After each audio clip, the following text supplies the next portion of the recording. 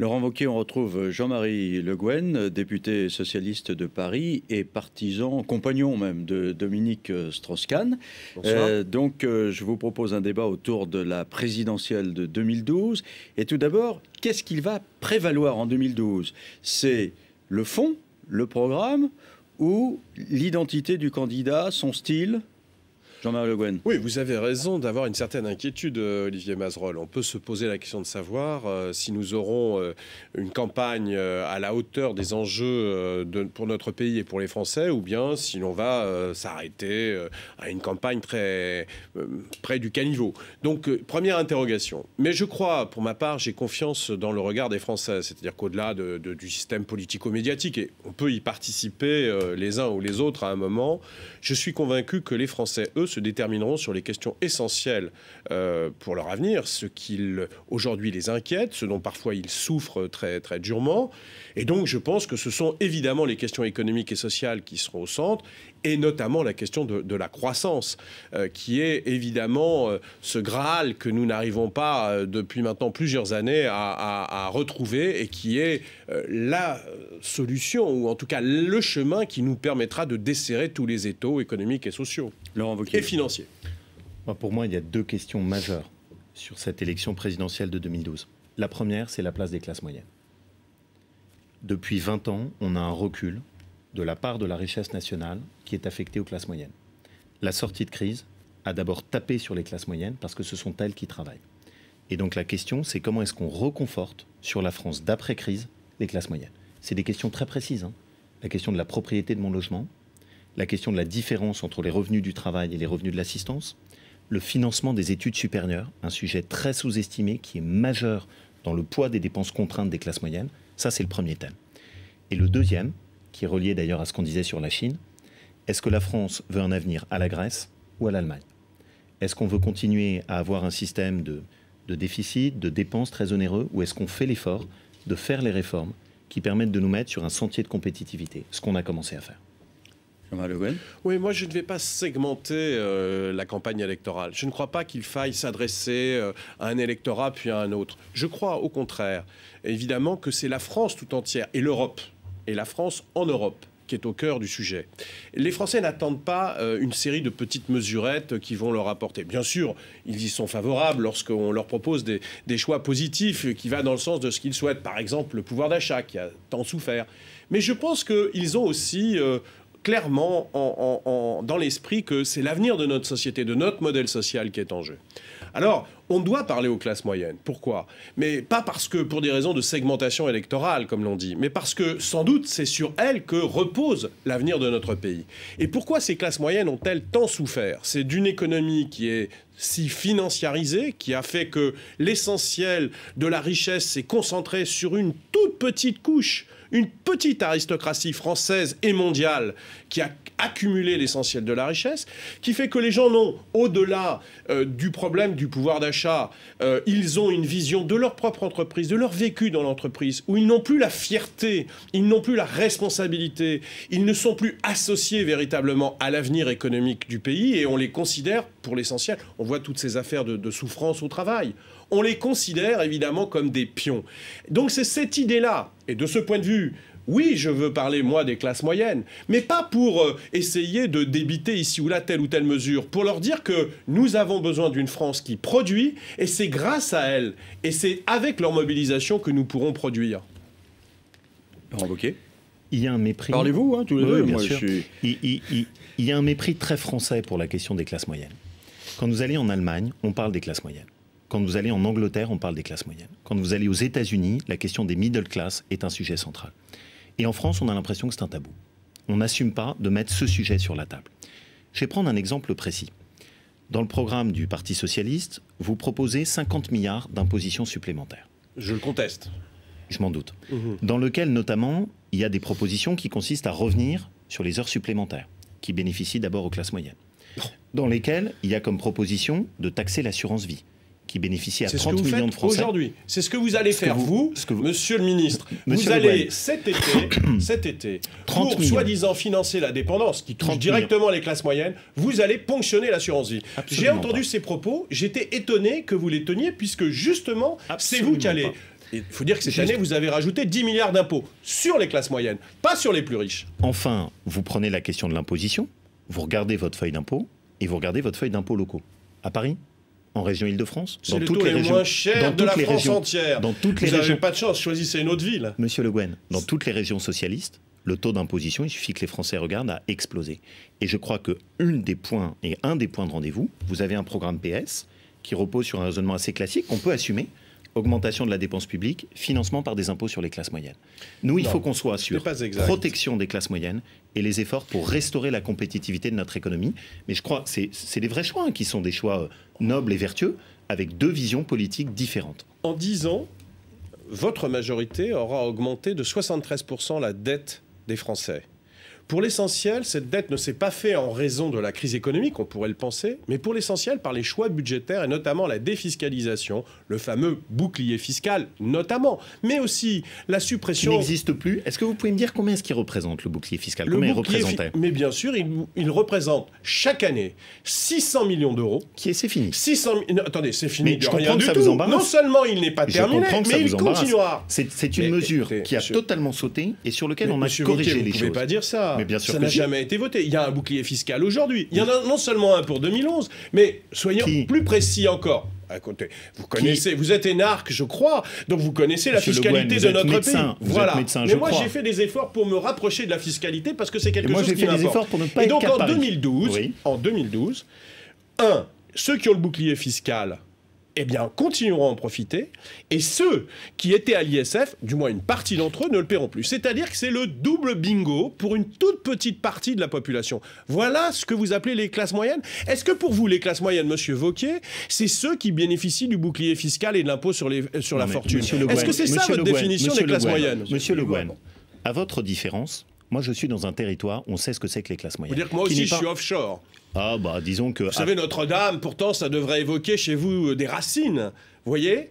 Monsieur Le Guen, manier l'humour et la dérision. Un peu en l'occurrence, parce que j'ai trouvé qu'en matière d'identité, vous aviez quelques dérives. Merci Monsieur Le Guen. Voilà. Les classes moyennes, c'est quoi? Les classes moyennes, c'est 1 500 € par mois. C'est quand vous avez un ouvrier... C'est pas l'ISF.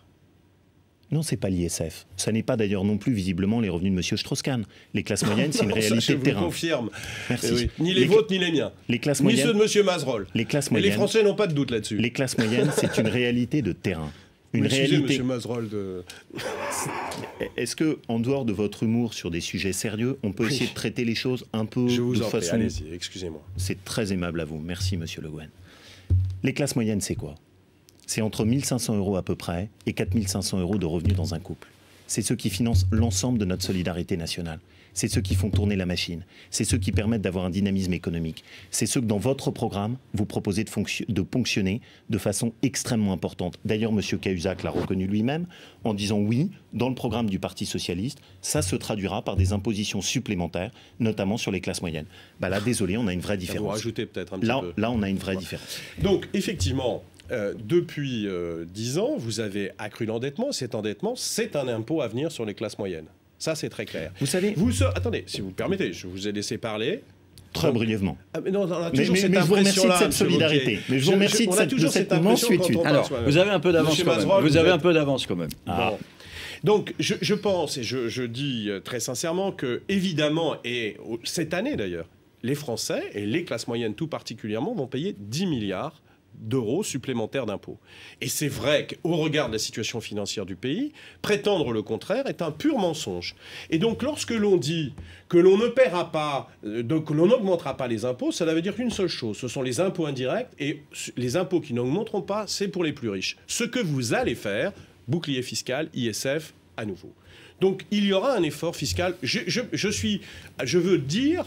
très sincèrement les choses, oui, il y aura un effort fiscal, mais qui sera équitable. Car je ne crois pas que la question de la fiscalité soit la seule question qui touche les Français. L'emploi de leurs enfants Ça, c'est quelque chose d'important. Nous avons proposé 300 000 emplois jeunes. J'ai vu que vous aviez appelé ça de l'assistanat. Je dois vous dire que j'ai été très choqué. Car donner à des jeunes la possibilité, donner à des jeunes la possibilité de travailler et appeler ça de l'assistanat, ça c'est du mépris, notamment pour les classes moyennes. Alors, vous avez plus d'1 minute pour répondre. Voilà. Merci beaucoup. D'abord, la première chose, c'est qu'au moins ça a été clairement dit par M. Le Guen, dans le programme du Parti socialiste, il y aura un effort fiscal supplémentaire. C'est clair, ça fait partie des choix. Votre choix, c'est de dire on fera de la dépense publique et elle sera financée par un effort fiscal supplémentaire. En France, on sait comment ça finit par un effort fiscal supplémentaire sur les classes moyennes. Mais c'est très bien, c'est clairement assumé et c'est clairement sur la table. Deuxièmement, et votre lien l'a très bien illustré, vous ne croyez qu'à l'emploi public. Vous ne croyez qu'au fait de shooter l'emploi uniquement par de l'emploi public. Ce que vous proposez, comme d'habitude, c'est à nouveau de faire des contrats aidés au rabais, des emplois au rabais, de l'emploi jeune au rabais, uniquement dans le secteur public. Là encore, vraie différence.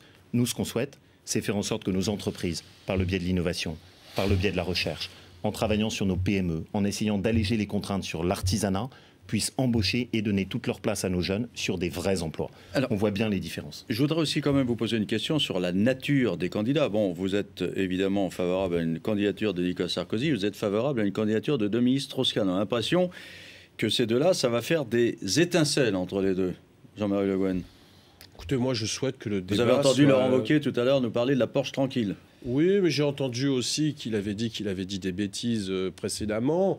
Voilà, donc je pense que peut-être... C'est absolument effrayant. Mais non, cette espèce d'arrogance est vraiment terrible. Je reprenais vos propos. Vous avez dit vous-même que, s'adressant à Dominique Strauss-Kahn, vous aviez dit des choses qui étaient très... surtout étant donné votre éducation et votre niveau d'éducation, j'ai été trouvé très choquant les propos que vous aviez tenus sur les racines territoriales et que vous reprenez d'ailleurs de façon un petit peu régulière, y compris tout à l'heure.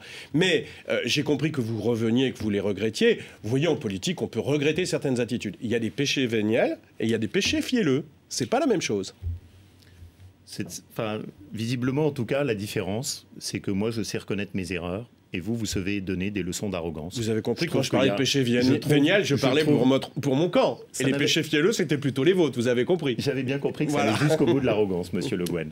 Alors, je voudrais qu'on parle aussi de l'immigration, puisque c'est un des débats qui est très actuel, et au niveau européen en particulier. On voit arriver maintenant des malheureux à Lampedusa qui manquent de se noyer. On ne sait même pas d'ailleurs si ce n'est pas Kadhafi qui les envoie pour montrer aux Européens qu'ils ont tort de s'attaquer à lui parce qu'il faisait barrage auparavant à ces vagues migratoires.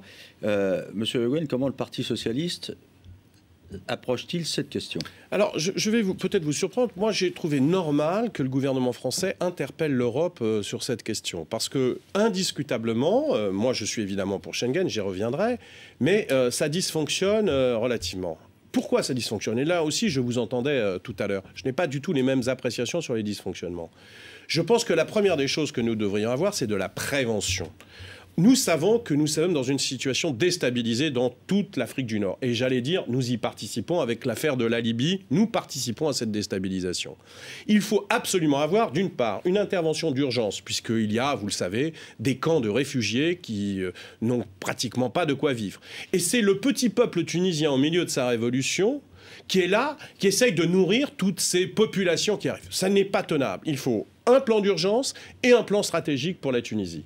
À partir de là, ça c'est le rôle de l'Europe. J'aurais voulu, moi, plutôt que la conférence d'ailleurs sur l'avenir de la Libye, qui est importante et qui est intéressante, j'aurais voulu une vraie conférence sur l'avenir de la Tunisie. J'aurais voulu que l'Europe et que la France, là, soient en tête de ce mouvement pour aider l'Italie, parce que évidemment l'Italie, elle voit arriver un certain nombre d'immigrants, elle réagit d'une façon, j'allais dire, incertaine et inégale, mais est-ce qu'on peut toujours lui jeter la pierre? Ce n'est pas évident.